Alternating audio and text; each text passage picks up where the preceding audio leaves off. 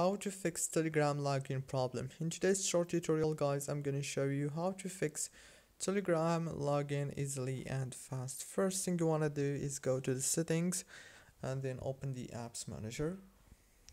When you open the apps manager, on this page you are going to find all the apps that you have downloaded in your phone. So all what you want to do is scroll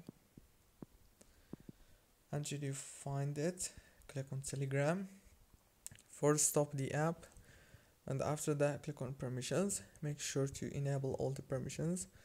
Go back again and now click on storage. Click on clear cache and go back into the settings. Go to the wireless, add networks, enable the airplane mode for 1 minute, and after that just disable it and restart your mobile phone. If your Telegram is still not working, then you have to go into the Play Store, search for Telegram and update. Don't forget to like and subscribe, and thank you for watching.